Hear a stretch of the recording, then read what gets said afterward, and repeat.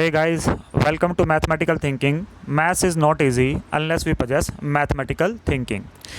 चलिए आज का टॉपिक शुरू करने से पहले आपसे एक बड़ा ही इंटरेस्टिंग क्वेश्चन पूछता हूँ मैं।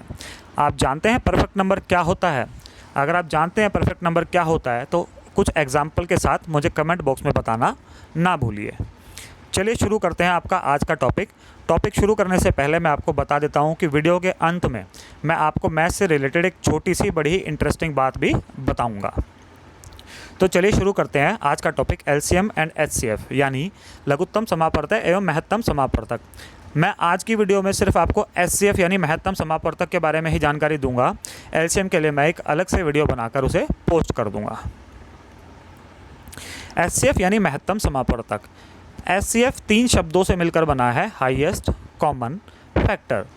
एचसीएफ को हम जीसीडी भी बोलते हैं। जीसीडी भी 3 शब्दों से मिलकर बना है, ग्रेटेस्ट, कॉमन, डिवाइज़र। यानी मैथ्स में हाईएस्ट और ग्रेटेस्ट का मतलब एक ही होता है। दोनों ही शब्दों में एचसीएफ और जीसीडी में कॉमन वर्ड का यूज़ हुआ है और फैक्टर यानी डिवाइज़र मैथ में इन दोनों का अर्थ एक ही है, फैक्टर यानी डिवाइज़र। गणित में गुणनफल और भाजक का अर्थ एक ही होता है। तो चलिए जानते हैं गुणनखंड या भाजक यानी फैक्टर या डिवाइज़र का मीनिंग मैथ्स में होता क्या है। फैक्टर और divisor means A number that divides a given number completely. यानी गुणनखंड या भाजक का अर्थ है ऐसी संख्या जो दी गई संख्या को पूर्ण रूप से भाग कर दे। उदाहरण के तौर पर यदि 6 को मैं 2 से भाग करूं तो 2 6 को पूरी तरह से भाग कर देगा और शेष बचेगा 0। अगर शेष 0 बचता है तो 2 6 का फैक्टर है। अब मान लीजिए मैं 6 को 4 से भाग करता हूं तो शेष 0 नहीं बचेगा, इसलिए 4 6 का फैक्टर नहीं है। ध्यान रखिएगा, मैं डेसिमल के बाद 0 लेकर नंबर को आगे एक्सपेंड नहीं करना है, नंबर को आगे नहीं बढ़ाना है। यहाँ पर मैंने 8 के कुछ फैक्टर्स लिखे हैं। आपको 8 के फैक्टर यदि पता लगाने हैं तो आपको 8 को इससे पहले के सभी नंबर से भाग करना होगा और 8 से भी भाग करना होगा। यानी 1 2 3 4 5 6 7 और 8, इन सभी से जब आप भाग करेंगे तो आप पाएंगे कि 8 को आप 1 से भाग कर पा रहे हैं, 2 से भाग कर पा रहे हैं, 4 से भाग कर पा रहे हैं, 8 से भाग कर पा रहे हैं पूर्णतया, पूर्ण रूप से, कंप्लीटली, यानी रिमाइंडर 0 बचेगा। तो ये सभी के सभी 8 के गुणनखंड हैं। अब सवाल उठता है कि क्या हम एक बड़े नंबर के अगर हमें फैक्टर निकालना है तो क्या हम 1 से लेकर उस नंबर तक सभी के सभी नंबरों से उस नंबर को भाग करते रहेंगे? उदाहरण के तौर पर यदि आपको 100 के सभी फैक्टर निकालने हैं तो क्या 1 से लेकर 100 तक के सभी नंबरों से हम भाग करेंगे? चलिए इसका जवाब जानते हैं। मान लीजिए हमें 20 के सभी फैक्टर निकालने हैं तो सबसे पहले आप 20 को 1 से भाग करेंगे और जो भी आपका उत्तर आएगा आप उसे साइड में लिख लेंगे। जब आप 20 को 1 से भाग करेंगे तो आपका उत्तर आएगा 20। जब आप 20 को 2 से भाग करेंगे तो आपका उत्तर आएगा 10। जब आप 20 को 3 से भाग करेंगे तो 3 से 20 पूर्णतः भाग नहीं होगा। और फिर आप 20 को 4 से भाग करेंगे तो जब आप 20 को 4 से भाग करेंगे तो आपका उत्तर आएगा 5। अब 4 और 5 के बीच में कोई भी संख्या नहीं है तो आप भाग करना यहीं पर छोड़ देंगे और आपको 20 के सभी फैक्टर 1 2 4 5 10 और 20 मिल गए। चलिए एक उदाहरण और लेते हैं। अगर आप 36 के सभी फैक्टर निकालते हैं, आप 36 को 1 से भाग करिए, आपका उत्तर आएगा 36। आप 2 से भाग करेंगे, आपका उत्तर आएगा 18। आप 36 को 3 से भाग करेंगे तो आपका उत्तर आएगा 12। 36 को 4 से भाग करेंगे तो 9 और 36 को 6 से भाग करेंगे तो 6। अब 6 और 6 के बीच में भी कोई नंबर नहीं है तो हम आगे भाग नहीं करेंगे। हमें 36 के सभी फैक्टर यानी गुणनखंड मिल गए, 1 2 3 4 6 9 12 18 और 36। आप 6 को 2 बार नहीं लिखेंगे, 6 को सिर्फ एक ही बार आपको लिखना है। अब मान लेते हैं कि कुछ ऐसा भी तो पॉसिबल हो सकता है ना कि नंबर्स के बीच में कोई नंबर आए। मैं आपको एक उदाहरण बताता हूँ मैं क्या कहना चाहता हूँ। मान लीजिए आप 28 के गुणनखंड निकालना चाहते हैं। आप 28 को 1 से भाग करेंगे, उत्तर आएगा 28। 2 से भाग करेंगे 14, 3 से भाग नहीं होगा, 4 से भाग करेंगे तो 7। अब 4 और 7 से आपने भाग किया तो इनके बीच में भी आ रहा है 5 और 6 नंबर। 4 और 7 दो बड़े क्लोज नंबर आ गए तो सिर्फ 5 और 6 बचे हैं। आप 5 से भाग करेंगे 28 को तो 5 से भाग नहीं होगा। फिर आप 6 से भाग करेंगे तो 28 6 से भी भाग नहीं होगा। उसके बाद आता है 7 जो आपके उत्तर में पहले ही आ चुका है।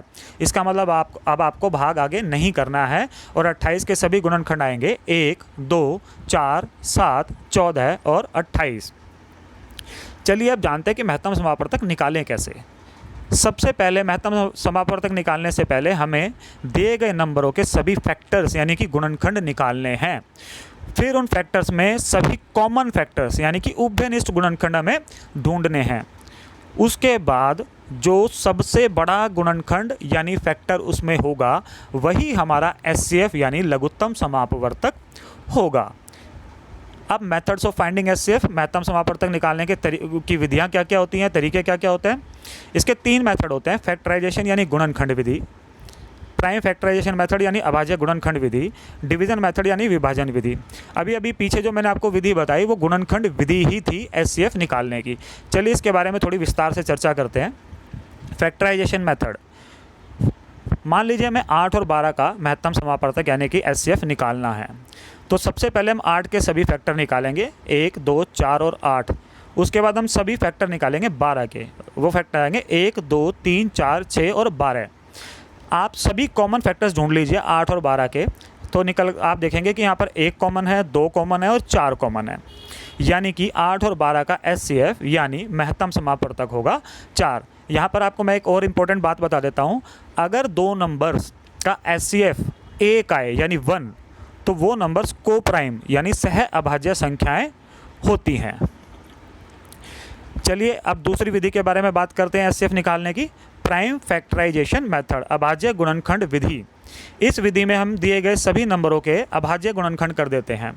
आप अक्सर इसे एलसीएम निकालना कहते हैं, बेटा ये एलसीएम निकालना नहीं होता है। सॉरी, आप कुछ लोग बड़े भी मेरी वीडियो सुन रहे होंगे, बेटा नहीं, दोस्तों आप ये बात याद रखिएगा कि ये एलसीएम निकालना नहीं होता है, ये असल में अभाज्य गुणनखंड निकालना होता है। प्राइम फैक्टराइजेशन, प्राइम फैक्टर्स निकाल रहे हैं आप, इससे आप एलसीएम भी निकाल सकते हैं, एचसीएफ भी निकाल सकते हैं। तो चलिए अब बात करते हैं प्राइम फैक्टराइजेशन मेथड की एचसीएफ निकालने के लिए। मान लेते हैं कि हमें 24, 36 और 48 का प्राइम फैक्टर एचसीएफ निकालना है, तो हम सबसे पहले 24, 36 और 48 के प्राइम फैक्टराइजेशन करेंगे। जब मैं 24 के प्राइम फैक्टराइजेशन यानी अभाज्य गुणनखंड करूँगा तो मैं पाऊँगा कि 24 के अभाज्य गुणनखंड है 2, 2, 2 और 3। फिर 36 के अभाज्य गुणनखंड में आएगा 2, 2, 3 और 3। 48 में आप पाएंगे 2, 2, 2, 2 और 3। अब इसमें कॉमन प्राइम फैक्टर्स आपको निकालने हैं, कौन कौन से कॉमन आ रहे हैं। इसमें सबसे पहले 2 तीनों में कॉमन है, फिर एक और 2 तीनों में कॉमन है, उसके बाद 24 और 48 में 2 है लेकिन 36 में 2 नहीं है इसलिए वो कॉमन नहीं है। उसके बाद 3 कॉमन है, 24 में भी एक 3 है, 36 में भी एक 3 है और 48 में भी एक 3 है। 36 में 3 असल में 2 है लेकिन हमें क्योंकि कॉमन सिर्फ एक ही है तो हम एक ही निकालेंगे। तो इसके जो उभयनिष्ठ अभाज्य गुणनखंड आए वो आए 2, 2 और 3। तो एचसीएफ जो इन नंबर्स का निकल कर आएगा वो आएगा 2 गुणा 2 गुणा 3, यानी कि सभी अभाज्य गुणनखंड जो कॉमन निकले उन सभी को आप गुणा कर दीजिए, यही आपका होगा एचसीएफ। ये है प्राइम फैक्टराइजेशन मेथड एचसीएफ निकालने का। चलिए अब इसके आखिरी विधि यानी डिवीजन मेथड के बारे में बात करते हैं। मान लीजिए आपको 3 नंबर 16, 18 और 24 का एचसीएफ निकालना है डिवीजन मेथड से यानी विभाजन विधि से। तो आप इन तीनों में से पहले कोई भी 2 नंबर ले लीजिए, एक नंबर को दूसरे से भाग करिए, एक बड़े नंबर को, यानी अगर आप 18 और 16 लेते हैं तो 18 को 16 से भाग करिए, 16 और 24 लेते हैं तो 24 को 16 से भाग करिए, 18 और 24 लेते हैं तो 18 से 24 को भाग करिए। मैंने लिया है सबसे पहले, जनरली हम पहले 2 छोटे नंबर्स ले लेते हैं पर ऐसा ज़रूरी नहीं है कि आप ऐसा ही करें। मैंने पहले 16 और 18 को लिया, 18 को जब मैंने 16 से भाग किया, ये भाग आपको तब तक करना है जब तक शेष 0 ना आ जाए। मैंने सबसे पहले 18 को 16 से भाग किया तो 16 एकम 16, शेष बचा 2, रिमाइंडर 2। अब आप 16 को 2 से भाग करेंगे, जो भी हमारा शेष बचेगा हम उससे पिछले भाज्य को भाग करेंगे, यानी कि अब आप 16 को 2 से भाग करेंगे तो आपका उत्तर आया 8 और शेष बचा 0। अब जो आपका उत्तर 2 आया, आप इसी उत्तर से तीसरी संख्या यानी 24 को भाग करेंगे।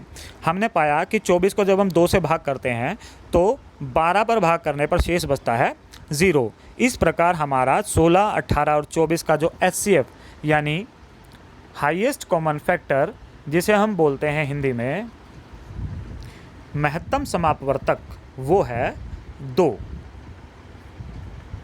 चलिए अब बात करते हैं मैथमेटिक्स का एक इंटरेस्टिंग फैक्ट। क्या आप जानते हैं कि 2 और 5 ऐसे प्राइम नंबर्स हैं, सिर्फ 2 और 5 ही ऐसे प्राइम नंबर हैं जो जिनका एंड 2 और 5 से होता है। मतलब चलिए प्राइम नंबर्स क्या होते हैं आप जानते हैं, 2, 3, 5, 7, 11, 13, 17, 19, 23 आदि।